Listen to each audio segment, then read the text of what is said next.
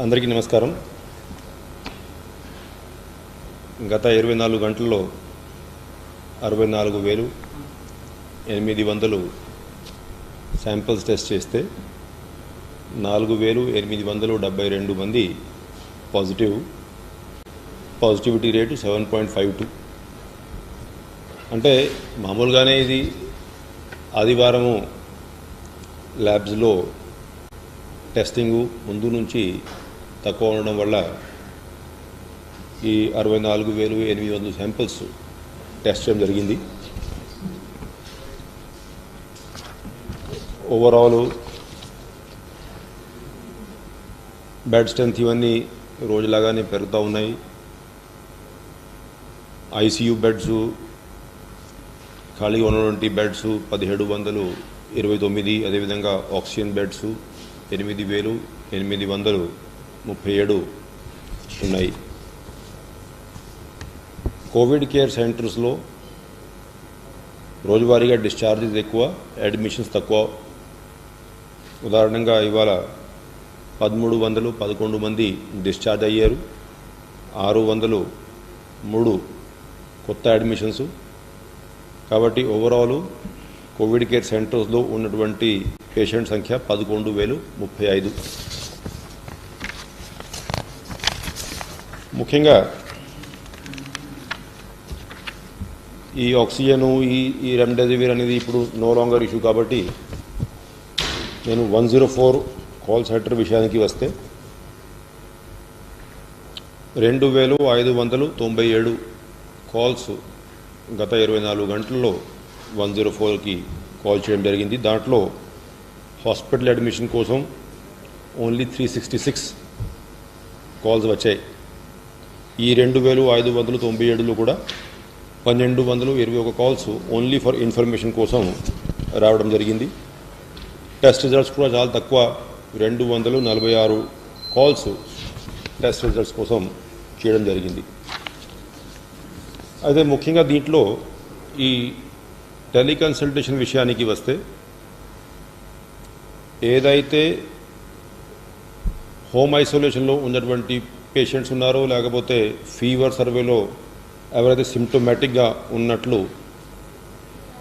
Identify చేయడం జరిగింది, అటువంటి వాళ్ళకి రోజువారీగా మనం ఈ 104 కాల్ సెంటర్లో దాదాపు 5,000 మంది డాక్టర్స్, దాంట్లో 900 పైన స్పెషలిస్ట్ ఉన్నారు. వాళ్ళు అవుట్ గోయింగ్ ఫోన్ కాల్స్ చేసేసి ఈ వీళ్ళ ఆరోగ్య పరిస్థితిని బట్టి సజెషన్స్ ఇవన్నీ ఇస్తూ ఉన్నారు. అదే ముఖ్యంగా ఈ కాల్ సంఖ్య,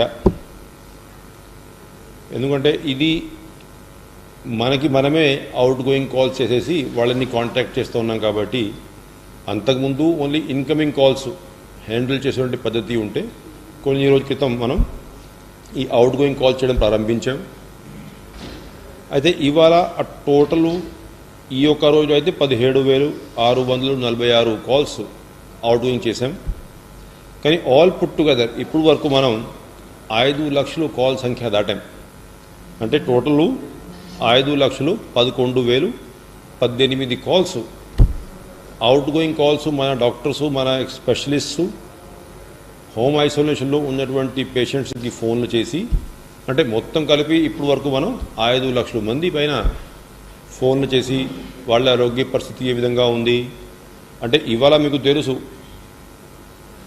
హోమ్ ఐసోలేషన్లో ఉన్నటువంటి పేషెంట్ సంఖ్య దాదాపు 90,000 రఫ్గా ఉంటే, రోజువారీగా మనం 20,000 నుంచి 30,000 ఫోన్ కాల్స్ చేసి అటువంటి పేషెంట్స్ సరైనటువంటి గైడెన్స్ ఇవ్వడము, వాళ్ళ ఆరోగ్య పరిస్థితి తెలుసుకోవడము, ఇవన్నీ జరుగుతున్నటువంటి విషయం.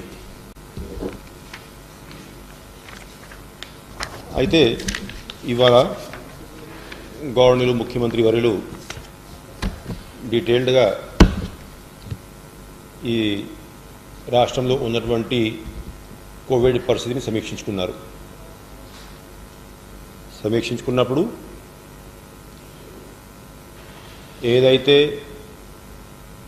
10వ తేదీ వరకు కర్ఫ్యూ అంతకుముందు మనం విధించి ఉన్నాం, దాన్ని ఇంకా ఏ విధంగా కంటిన్యూ చేస్తే బాగుంటుంది అనేది ఉన్నటువంటి ఫ్యాక్ట్స్, ఫిగర్సు అన్నీ సమీక్షించుకున్నారు.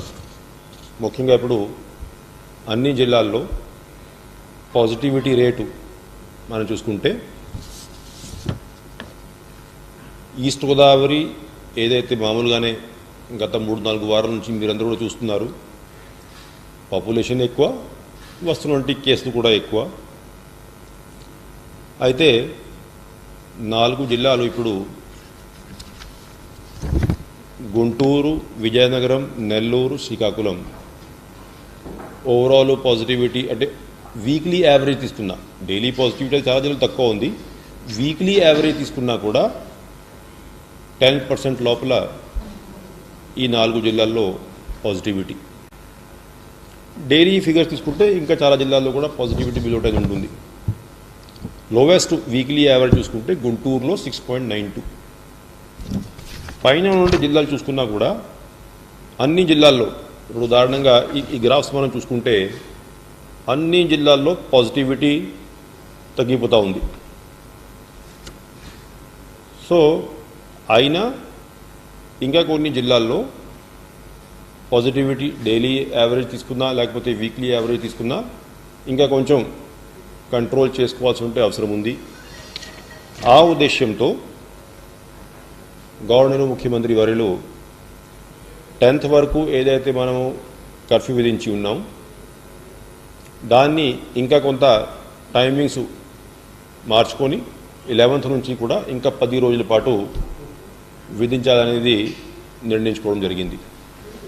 టైమింగ్ మార్పు అంటే మామూలుగా ఇప్పుడు 10th జూన్ వరకు మనం ఇచ్చి ఆదేశం ఏంటి అంటే మార్నింగ్ 6 to మధ్యాహ్నం 12 వరకు ఎకనామిక్ యాక్టివిటీసు పూర్తిగా నార్మల్ విధానంలో పోవచ్చు. ఓన్లీ 144 సెక్షన్ అమల్లో ఉంటుంది. ఆఫ్టర్ 12 o'clock మరుసటి రోజు ఉదయం 6 గంటల వరకు ప్రస్తుతానికి ఉన్నటువంటి కర్ఫ్యూ పరిస్థితి. ఇది 10th జూన్ వరకు. అయితే 11th జూన్ నుంచి మనం పెడుతున్నటువంటి కర్ఫ్యూ మధ్యాహ్నం 2 గంటల నుంచి అమల్లోకి వస్తుంది. అంటే ఇంకొక 2 hours అంటే మార్నింగ్ 6 నుంచి మధ్యాహ్నం 2 గంటల వరకు ఆర్డినరీ ఎకనామిక్ యాక్టివిటీస్ కానీ ఆఫీసెస్ కానీ అన్నీ పనిచేస్తాయి. కర్ఫ్యూ అనేది మధ్యాహ్నం 2 నుంచి నెక్స్ట్ డే ఉదయం 6 గంటల వరకు ఉంటుందనేది ఈ సిస్టము జూన్ 11th నుంచి 20th వరకు అమల్లో ఉంటుంది. బహుశా అప్పుడు వరకు అన్ని జిల్లాల్లో కూడా ఈ పాజిటివిటీ రేషియో కానీ అదేవిధంగా నెంబర్ ఆఫ్ కేసెస్ కానీ బాగా తగ్గిస్తాయి అనేది మేము అనుకుంటున్నాము. అంటే ఆ డౌన్వర్డ్ ట్రెండ్ మనం చూసుకున్నట్లయితే ఉంటుంది.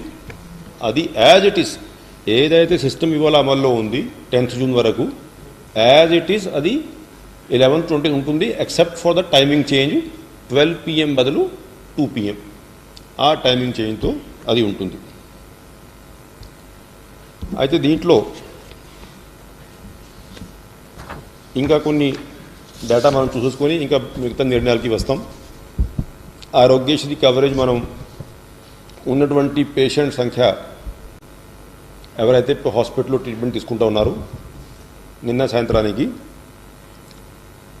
21,130 మంది హాస్పిటల్లో ట్రీట్మెంట్ తీసుకుంటూ ఉంటే దాంట్లో 17,944 మంది అంటే 84.92% ఆరోగ్యశ్రీ కింద ట్రీట్మెంట్ తీసుకునే పేషెంట్స్ అంటే దాదాపు 85% అయిందనుకోండి. 84.92 అది టోటల్ పేషెంట్ సంఖ్య. ప్రైవేట్ హాస్పిటల్స్లో మనం చూస్తున్నట్లయితే 9,659 మంది ప్రైవేట్ హాస్పిటల్లో ట్రీట్మెంట్ తీసుకుంటూ ఉన్నారు.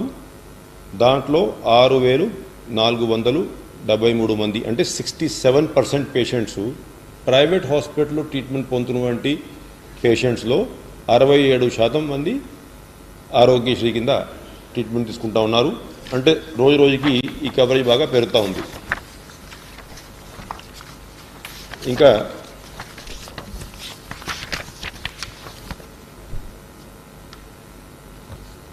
మొన్న మనం డిస్కస్ చేశాం, రాష్ట్ర ప్రభుత్వము పీడియాట్రిక్ కేసెస్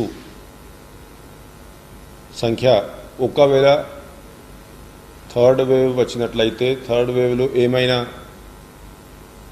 పీడియాట్రిక్ కేసెస్ ఎక్కువ వస్తే అప్పుడు దానికి ఎటువంటి అరేంజ్మెంట్స్ చేయాలి, దానికోసం ఏ విధంగా మనం ప్రిపరేషన్ ముందుగానే చేసుకోవాలి, అది ఒక కమిటీ వేసుకోవడం జరిగింది. ఆ కమిటీ కూడా వారి ఫైండింగ్స్ని గవర్నమెంట్కి తెలియజేశారు. అవంతా కూడా ఇవాళ బాగా డిస్కషన్లోకి వచ్చాయి. అయితే first of all age profile overall ఈ ఫస్ట్ వేవ్ నుంచి ఇప్పుడు వరకు ఏ విధంగా ఏజ్ ప్రొఫైల్ని బట్టి పేషెంట్స్ పర్సంటేజ్ ఉందో అది అర్థం చేసుకోవాల్సిన అవసరం ఉంది. భారతదేశం అంతా అదేవిధంగా ఆంధ్ర రాష్ట్రంలో ఏజ్ ప్రొఫైల్ని బట్టి అంటే 0 to 10, 11 to 20, 21 to 30 ఏ విధంగా కేసుల సంఖ్య ఉంది అనేది క్లారిటీ ఉండాలి. అయితే ఈ గ్రాఫ్లో మనకి మొత్తం భారతదేశము ఆంధ్ర రాష్ట్రం ఏజ్ వారీగా డేటా ఇవ్వడం జరిగింది. దీన్ని బట్టి మనం చూసుకున్నట్లయితే ఏ విధంగా అయితే ఓవరాల్ ప్యాటర్న్ భారతదేశం అంతా ఉందో యావరేజ్గా అటువంటి ప్యాటర్న్ ఆంధ్ర రాష్ట్రంలో కూడా పాజిటివ్ కేసెస్ సంఖ్య మీద మనం చూసుకోవచ్చు. ఉదాహరణంగా 0 to 10 ఏజ్ గ్రూప్ టోటల్ వచ్చేటువంటి కేసుల సంఖ్యలో 0 to 10 ఏజ్ గ్రూప్ భారతదేశం అయితే 3.35%, ఆంధ్ర రాష్ట్రంలో 2.72%. 11 to 20 ఏజ్ గ్రూప్ భారతదేశం 8.38, ఆంధ్ర రాష్ట్రం 8.35. 21 to 30 భారతదేశం అంతా 21.79, ఆంధ్ర రాష్ట్రంలో 20.28. 31 to 40 భారతదేశం 21.93%, ఆంధ్ర రాష్ట్రంలో 21.29%. సో అట్లా మొత్తం ఏజ్ ప్రొఫైల్ మీద రఫ్లీ సిమిలర్ ప్యాటర్న్ ఏదైతే భారతదేశం అంతా ఉందో అది ఆంధ్ర రాష్ట్రంలో కూడా మనం నోటీస్ చేశాం ఇప్పుడు వరకు వచ్చేటువంటి పాజిటివ్ కేసెస్లో. అదే ఓవరాల్ మనం చూసుకుంటే ఆంధ్ర రాష్ట్రంలో బిలో 20 ఇయర్స్ ఏజ్ అయితే 2.72% ప్లస్ 8.32%, అంటే approximately 11% patients below 20 years age ఉన్నటువంటి పేషెంట్స్. అయితే ఈ పేషెంట్ సంఖ్య మన దృష్టిలో పెట్టుకొని ఇప్పుడు వరకు వచ్చినటువంటి టోటల్ కేసెస్ దాదాపు 17.5 లక్షలు కేసులు ఉన్నాయి. సిమిలర్ ప్యాటర్న్ ఒకవేళ ఉంటే థర్డ్ వేవ్ అనేది క్లియర్గా ఉంటుందా లేదా, వస్తుందా లేదా, ఎప్పుడు రావచ్చు, టోటల్ ఎంతమంది ఎఫెక్ట్ కావచ్చు, with accuracy nobody can predict. కానీ వర్స్ట్ కేస్ సినారియోలో మనం ఇంతమంది పేషెంట్స్ మొత్తం ఇంకా వచ్చినట్లయితే పీడియాట్రిక్ కేసెస్ ఉన్నటువంటి 11-12% కంటే డబల్ వచ్చినట్లయితే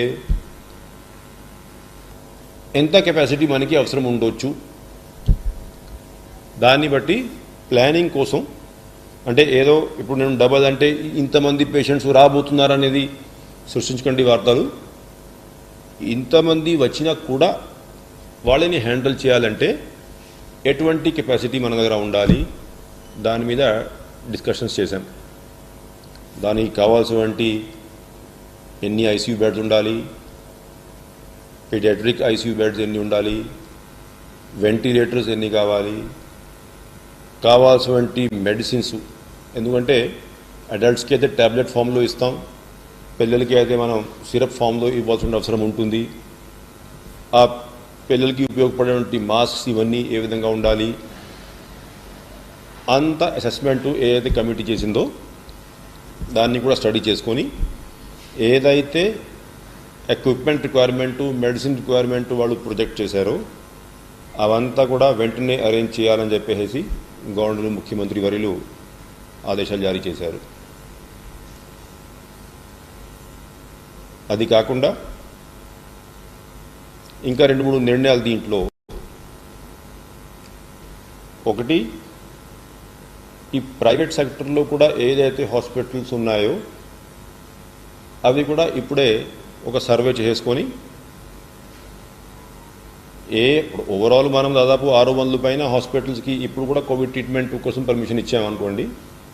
దాంట్లో ప్రత్యేకంగా పీడియాట్రిక్స్కి ఉపయోగపడేటువంటి ఎన్ని ఉన్నాయి.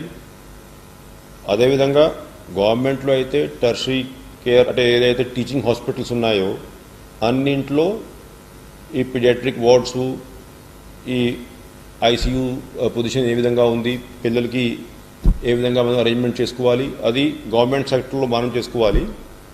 అది కాకుండా ప్రైవేట్ ఏదైతే మెడికల్ కాలేజెస్ ఉన్నాయో అక్కడ కూడా ఒకసారి అసెస్మెంట్ చేసుకోవాలి విదిన్ నెక్స్ట్ 1 వీక్. అక్కడ అసెస్మెంట్ చేసుకొని ఎంతవరకు ఫెసిలిటీస్ ఉన్నాయి, ఇంకా ఏమైనా ఫెసిలిటీస్ అక్కడ క్రియేట్ చేసుకోవాల్సిన అవసరం ఉంది, ఆ స్టడీ నెక్స్ట్ 1 వీక్లో చేసుకోవాలని చెప్పేసి ఇన్స్ట్రక్షన్స్ జారీ చేయడం జరిగింది.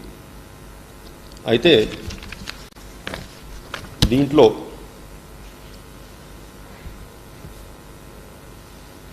చిన్నపిల్లలు ఒకవేళ పాజిటివ్ అయితే ట్రీట్మెంట్ సమయంలో వాళ్ళ మదర్స్ కూడా వాళ్ళతో పాటు ఉండాల్సి వస్తుంది. కాబట్టి అటువంటి చిన్నపిల్లలు మదర్స్ ఎవరైతే ఉన్నారో వాళ్ళకి వ్యాక్సినేషన్ ముందు చేసుకుంటే బాగుంటుంది అనేది కూడా కమిటీ రికమెండేషన్లో ఒకటి. దానివల్ల ఏదైతే మామూలుగా మనం ఇప్పుడు 45 ఇయర్స్ పైన ప్రస్తుతానికి మనం అందరికీ వ్యాక్సిన్ చేస్తూ ఉన్నాము, దాంట్లో ఒక రిలాక్సేషన్ ఇచ్చి ఎవరైతే 5 సంవత్సరాల లోపల ఏజ్ ఉన్నటువంటి పిల్లలు ఉన్నారు వాళ్ళ మదర్స్ అందరికీ vaccination along with the 45 year plus category చేసుకోవాలనేది ఇవాళ నిర్ణయం తీసుకోవడం జరిగింది. అంటే రఫ్లీ మనం డేటా చూసుకుంటే ఈ అంగన్వాడీ సెంటర్స్లో ఉన్నటువంటి రిజిస్టర్ అయినటువంటి మదర్ సంఖ్య మనం ఓవరాల్ అసెస్మెంట్ చేసుకుంటే విమెన్ చైల్డ్ డెవలప్మెంట్లో డిపార్ట్మెంట్లో అప్రాక్సిమేట్లీ ఈ సంఖ్య 15 లక్షలు ఉన్నట్లు విమెన్ చైల్డ్ డెవలప్మెంట్ డిపార్ట్మెంట్ దగ్గర ఉన్నటువంటి ఫిగర్స్ రాష్ట్ర వ్యాప్తంగా. అంటే ఇంకా కొంతమంది ఏపీఎల్లో లేడీస్ వాళ్ళు రిజిస్టర్ అయి ఉంటారు కాబట్టి ఇంకొక 2-3 లక్షలు ఉండొచ్చు.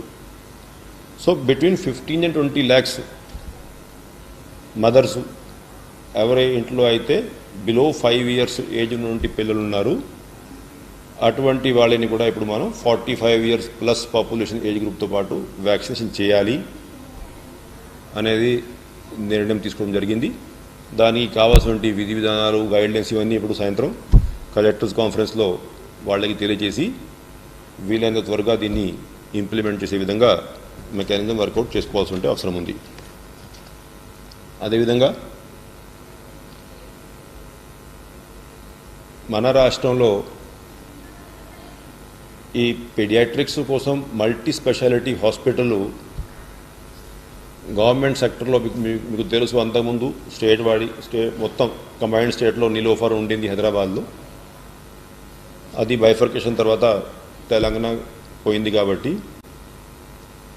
వైజాగ్లో Rani Chandramani Devi government hospital and rehabilitation centre పేరు మీద దాదాపు 1965లో ఆ ల్యాండ్ అప్పుడు కేటాయించారు. దాన్ని ఒక 500 bed pediatric multi specialty hospital అక్కడ ఏర్పాటు చేయాలంటే అప్రాక్సిమేట్లీ ఒకటి డిపిఆర్ ఒక 1.5 year బ్యాక్ తయారు చేశారు. దాదాపు 200 కోట్ల రూపాయలు దానికి అవసరమని చెప్పేసి ఆ డిపిఆర్లో రఫ్ అసెస్మెంట్ చేశారు. అయితే దీన్ని వెంటనే శాంక్షన్ చేసుకోవాలి. శాంక్షన్ చేసుకొని దీన్ని ఒక పీడియాట్రిక్స్ కోసం మల్టీ స్పెషాలిటీ హాస్పిటల్గా ఏర్పాటు చేసుకోవాలనేది నిర్ణయం తీసుకోవడం జరిగింది. అయితే ఈ ఒకటే హాస్పిటల్ కాకుండా దీనికైతే డిపిఆర్ వెంటనే రెడీగా ఉంది కాబట్టి వెంటనే మనం శాంక్షన్స్ ఇచ్చి పనులు ప్రారంభించుకోవాలని చెప్పి ఆదేశాలు జారీ చేశారు. ఇటువంటిది ఇంకొకటి అంటే రీజన్ వారీగా ఒకటి ఉండాలి. రాయలసీమ రీజన్ కోసము తిరుపతిలో, అదేవిధంగా ఈ కోస్టల్ ఏరియా కోసము విజయవాడ, గుంటూరు ఆ రేంజ్లో అంటే depending on the availability facilities land ఇవంతా ఐడెంటిఫై చేసి మొత్తం కలిపి రాష్ట్రంలో 3 ఉండాలి. ఇది వెంటనే శాంక్షన్ ఇచ్చి ప్రారంభించుకోవాలి. మిగతా రెండింటికి కూడా డిపిఆర్స్, ల్యాండ్ లొకేషన్స్ ఇవంతా ఐడెంటిఫై చేసి ఆ డైరెక్షన్లో మనం పనులు ప్రారంభించుకోవాలని చెప్పేసి ఆదేశాలు జారీ చేశారు. అదేవిధంగా ఏదైతే టీచింగ్ హాస్పిటల్స్లో మనం ప్రతి చోట పీడియాట్రిక్స్ కోసము ఈ వార్డ్స్, దానికి కావాల్సినటువంటి వెంటిలేటర్స్, ఎక్విప్మెంట్ ఇవంతా సిద్ధం చేస్తూ ఉన్నాం. ఇంకా కొంచెం తక్కువ స్థాయికి వెళ్తే అక్కడ ఎటువంటి ఫెసిలిటీస్ మనం ఏర్పాటు చేసుకోవచ్చు, దాని మీద స్టడీ చేసుకొని విదిన్ 1 వీక్ మళ్ళీ ఒక నిర్ణయం తీసుకోవాలనేది ఆదేశాలు జారీ చేశారు. ఎందుకంటే ట్రైబల్ ఏరియాలో కొన్ని ఫెసిలిటీస్ మనం ఎన్హెచ్ఎం ప్రాజెక్ట్లో ఇప్పటికే అరేంజ్ చేసి ఉన్నాము. ఎస్ఎన్సియూస్ ఇవన్నీ అక్కడ కూడా కొన్ని ఫెసిలిటీస్ ఉన్నాయి. అదేవిధంగా కొన్ని ఏరియా హాస్పిటల్స్ అన్నింటిలో కూడా కొన్ని ఫెసిలిటీస్ ఉన్నాయి. దాన్ని ఏ విధంగా అప్గ్రేడ్ చేసుకోవాలి, ఆక్సిజన్ సప్లై ఏ విధంగా ఉండాలి, కావాల్సినటువంటి స్పెషలిస్టు ఎక్కడెక్కడ ఉన్నారు, రాష్ట్ర వ్యాప్తంగా పీడియాట్రిషియన్స్ అవైలబిలిటీ ఏ విధంగా ఉంది, ఆ ఫిగర్స్ ఇవంతా ఫార్మప్ చేసుకొని ఒకవేళ రిక్రూట్ చేసుకోవాల్సి వస్తే ఎంతమంది అందుబాటులో ఉన్నారు, దాని మీద అంటే ఒకవైపు మనం ఈ ఇన్ఫ్రా ఇవన్నీ మన చేతిలో ఉంది, వెంటనే పనులు ప్రారంభిస్తూ ఉన్నాము. కావాల్సినటువంటి మెడిసిన్స్, వెంటిలేటర్స్, ఎక్స్రే మెషిన్స్ ఇవన్నీ కొంటా ఉన్నాము. అది ఇవాళతో ప్రారంభమవుతుంది యాక్టివిటీ అంతా.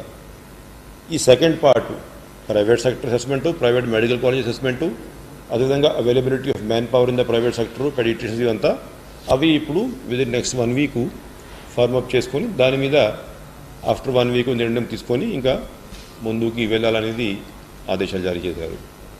So this is the overall position. ఇది కాకుండా ఇప్పుడు ఈ వ్యాక్సినేషన్ డేటా మనం చూసుకున్నట్లయితే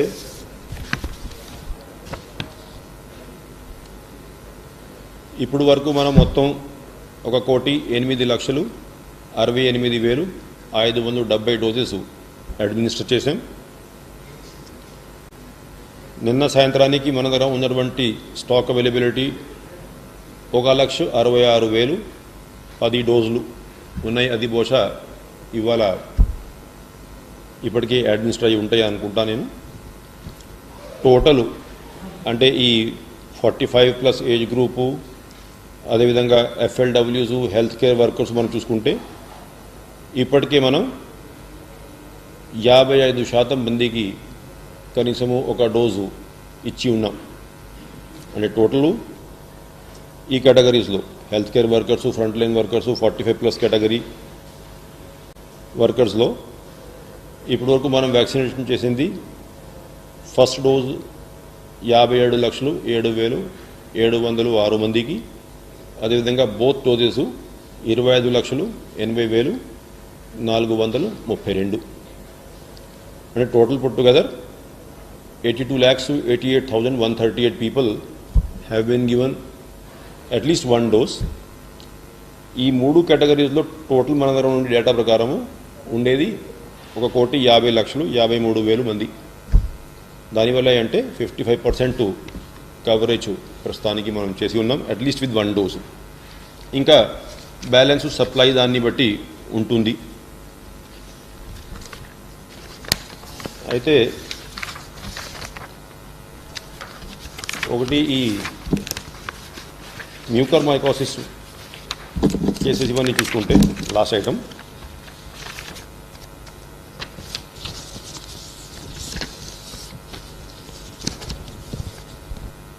టోటల్ కేసుల సంఖ్య ఇప్పుడు వరకు నిన్న సాయంత్రం వరకు వచ్చినటువంటి కేసుల సంఖ్య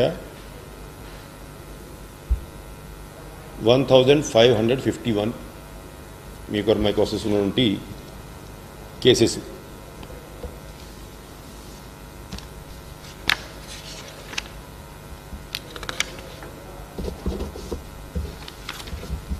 అయితే ఈ కేసెస్కి కావాల్సినటువంటి ట్రీట్మెంట్ కోసం మీరందరికీ తెలుసు గవర్నమెంట్ ఆఫ్ ఇండియా అలొకేషన్స్ ఇస్తూ ఉంది టైం టు టైం. అంటే ఈ 1551 మీద ఇవాళ కూడా 72 మంది మనం యాడ్ చేసుకుంటే టోటల్ ఇవాళ వరకు 1623 కేసెస్. అయితే దీనికి కావాల్సినటువంటి మెడిసిన్ అవైలబిలిటీ ఏ విధంగా ఉందనేది క్లారిటీ ఉండాలి. మొత్తం కలిపి 3 రకాలు. ఎంఫోటెరిసిన్ బి అనేది ఇంజెక్షన్స్, అది first preferred mode of treatment. అదేవిధంగా పోసాకోనజోల్ ఇంజెక్షను, అది సెకండ్ మోడ్ ఆఫ్ ట్రీట్మెంటు. ఇంకా పోసాకోనజోల్ ట్యాబ్లెట్స్, అంటే పోసాకోనజోల్ ఇంజెక్షన్ ఇచ్చాక కొన్ని రోజులు ఆ తర్వాత పోసాకోనజోల్ ట్యాబ్లెట్స్ మనం ఉపయోగించుకోవచ్చు. అయితే ఎంఫోటెరిసిన్ బి ఏదైతే ఉందో అది availability government of India allocation దాన్ని బట్టి ఉంటుంది. అంతకంటే ఎక్కువ ఏ సప్లయర్ కూడా మనకి సప్లై చేసే పరిస్థితి లేదు. సో ఇప్పుడు వరకు గవర్నమెంట్ ఆఫ్ ఇండియా అలోకేషన్ చేసింది, అంటే అలోకేషన్ చేసినా అది మనం మళ్ళీ ప్రొక్యూర్ చేసుకోవాల్సిందే, కానీ అంతకంటే ఎక్కువ మనం ప్రొక్యూర్ చేసుకోలేం. అయితే అలోకేషన్ చేసింది 13,105 ఇంజెక్షన్స్. ఇప్పుడు వరకు మనం పిఓస్ ప్లేస్ అంటే పర్చేజ్ ఆర్డర్స్ ఇచ్చింది 91,650 ఇంజెక్షన్స్ కోసం పర్చేజ్ ఆర్డర్ ఇస్తే గవర్నమెంట్ ఆఫ్ ఇండియా లిమిట్ పెట్టింది కాబట్టి అంతకంటే ఎక్కువ కంపెనీ మనకి సప్లై చేసే పరిస్థితి లేదు కాబట్టి 13,105 ఇచ్చారు. ఈ 13,105లో నిన్నటికి యాక్చువల్గా జిల్లాల్లో అవైలబుల్ ఉండేది 1,225 డోసెస్. మిగతా అన్నీ ఈ ఇందాక నేను పేషెంట్ సంఖ్య చెప్పాను వాళ్ళకి అడ్మినిస్ట్రేట్ చేయడం జరిగింది.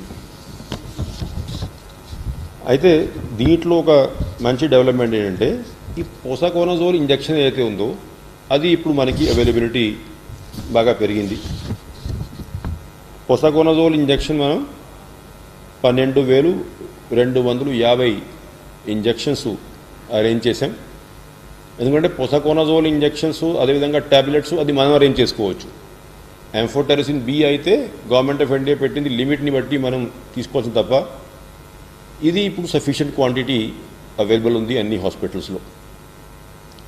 కాబట్టి ఎవరికైతే పేషెంట్కి ఈ పోసాకోనజోల్ ఇంజెక్షన్స్తో ట్రీట్మెంట్ సాధ్యం అంతవరకు ఎటువంటి ఇబ్బంది లేదు. అదేవిధంగా పోసాకోనజోల్ ట్యాబ్లెట్స్ ఇప్పుడు వరకు మనం 1,01,980 ట్యాబ్లెట్స్ అరేంజ్ చేశాం. దాంట్లో ఇవాళ జిల్లాల్లో 68,543 ట్యాబ్లెట్స్ అందుబాటులో ఉన్నాయి. So posaconazole injections and tablets sufficient క్వాంటిటీలు మనం అరేంజ్ చేయగలిగాం, అంతవరకు ఇబ్బంది లేదు. ఇంకా ఫర్దర్ స్టాక్ కూడా పోసాకోనజోల్ ఇంజెక్షన్స్ వస్తూ ఉంది. ఎట్టి పరిస్థితుల్లో ఈ 2 వరకు అయితే దీనివల్ల పేషెంట్స్కి ఎవరికి ఇబ్బంది ఉండదు. అయితే ఎంఫోటెరిసిన్ బి మాత్రం గవర్నమెంట్ ఆఫ్ ఇండియా ఇచ్చిన అలోకేషన్ని బట్టి ఉంటుంది కాబట్టి ఇంకా కొంతకాలం దాంట్లో సప్లై రిస్ట్రిక్టెడ్గా ఉండేటువంటి పరిస్థితులు కనపడతా ఉన్నాయి. As and when government of India increase the quota మనం ఆల్రెడీ పిఓ ఇచ్చి ఉన్నాం కాబట్టి అప్పుడు ఆ సప్లై కూడా పెరిగే ఉంటే అవకాశం ఉంటుంది. So this is the issue. Any questions then I will take.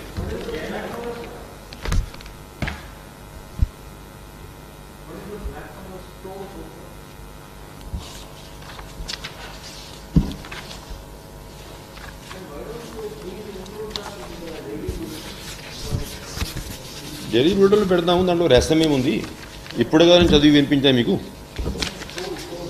వాళ్ళు కూడా చెప్తాను ఒక్క నిమిషం ఉండండి. Total till now 103.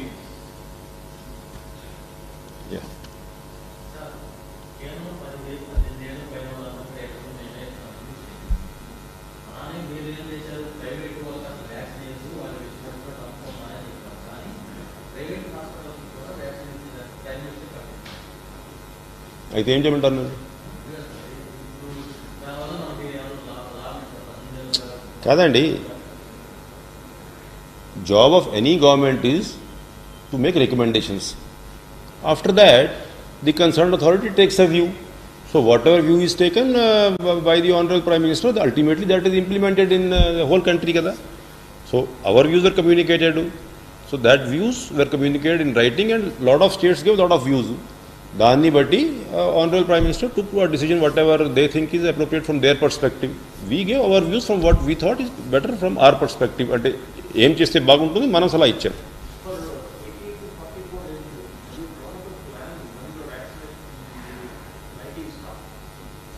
You see, from our understanding, the way we see it progressing, ఇప్పుడు just now I explained the figures to you, that will give you some assessment. See, out of 1 crore 50 lakh, we have vaccinated at least with one dose 82 lakh. కాబట్టి ఇంకొక around 60-65 lakhs is still to be vaccinated with the first dose and the 45 plus age group as per our assessment. అయితే ఇంకా ఇప్పుడు వరకు ఉన్నటువంటి allocation మీరు చూసుకుంటే 52 లక్షల doses are yet to be received by us from the government of India or under our quota, whatever was communicated to us for the month of June. 52,76,000. So, ఈ figures చూసుకుంటే approximately by the end of first week of July, అంటే ఒకవేళ ఇదే quota ఉంటే అంతకంటే ఎక్కువ కూడా రావచ్చు depending on the availability of vaccine with the government of India. I'm talking to you with the figures that is communicate to me. ఆ figures మనం చూసుకుంటే by the end of first week of July we hope that we will be able to complete the vaccination of this age group. First round of vaccination. Second round of vaccination వీళ్ళకి చాలా time పడుతుంది, ఎందుకంటే 12 to 16 weeks time ఉంటుంది కాబట్టి for the second dose, particularly for Covishield. దానివల్ల అంటే hopefully if this quota continues as it is, ఒకవేళ పెరిగితే ఇంకా ఫాస్ట్గా చేసుకోవచ్చు, ఒకవేళ వాళ్ళు ఇవి లేకపోతే వేరే విషయం. ఇప్పుడు వరకు నాకు కమ్యూనికేట్ అయినటువంటి కోటా ప్రకారం అయితే by the end of first week of July we should be in a position to start the lower age group అనేది ఇప్పుడు వరకు ఉన్నటువంటి ఇన్ఫర్మేషన్ ద్వారా మనం రఫ్ ఎస్టిమేట్ వేసుకోవచ్చు. అది పొజిషన్.